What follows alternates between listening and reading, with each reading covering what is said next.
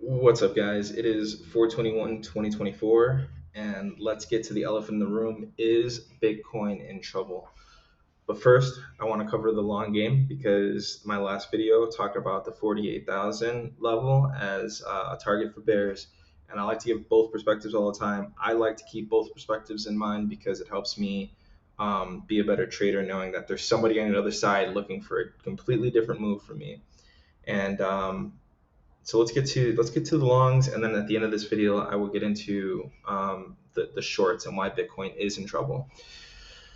So first of all, if we go back to the weekly charts, we will see that we are in a large upward channel, and we are actually, like, if you chop this in half, at the bottom half, maybe the bottom quarter of this channel. So this means this is a nice support area, long-term support, and we all know what that means. That long-term support is stronger, and it could possibly hold this move to the upside. Now, from a measured move perspective, we talked about that double top last week, but that double top is essentially on the daily is this one, this candle, and this candle forming that lower high double top. And if we measure that measured move out, we're looking at around 87,000 as a target, which is halfway up to the, which is halfway up to this range in this channel, or this upward range, if you will. And it's also, interestingly enough, okay, we are at that resistance. Never mind. But yeah, I would say 87,000 is the target here, for the upside for the bears, at least the first target that I see. Let me delete some of this. We're going to go back into the daily, and I will tell you why Bitcoin's actually in trouble. So here we have some climactic activity. There was just some consolidation, another pop up, and more climactic activity. And this is definitely stronger on that climax, right? If we go to the weekly, we see the same exact activity. So on two different time frames, and we can see how strong this bar was, way outside of these bands.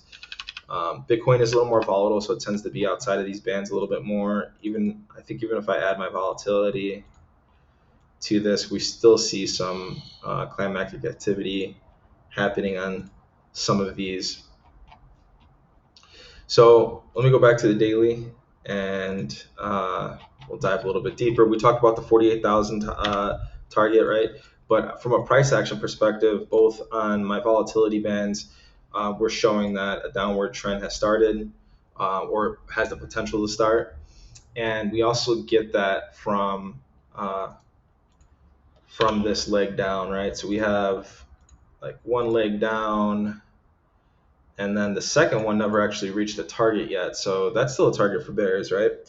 From a measured move objective standpoint, we're looking at that. So the bands are showing that we're possibly in a downtrend. The price action itself, we're on a second leg regardless. So we're in either a downtrend or a smaller pullback. But then when we take the top of this lower high double top here, and then we turn it to a channel, we are on a downward channel here. So this is either a really convincing, maybe a long-term flag, bull flag, where we kind of do one of these for some time and then finally go up. That's always an option as well. The other thing that we could be doing is this could be like a spring here, and maybe if you're looking at, like, this being accumulation, this can be your spring, and then we'll shoot higher. So from a price action perspective, there is still some long theories in here. Just want to notate that. But I don't think we can really get long unless we get over this this level here, because this is the beginning of our second leg, right? So if we get over the high of this, which is at 66,867, then I think we can think about being long. until we really get over this level, I don't know if we can think about being long, because we really haven't seen bulls come into the market. This is not a good bar. This is an okay bar.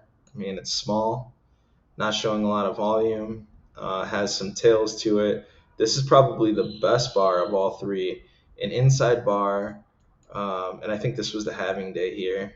Um, it was Friday, I believe.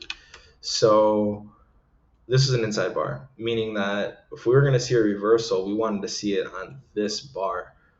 This bar should have sent buyers into the market, especially with the theory of the halving, right?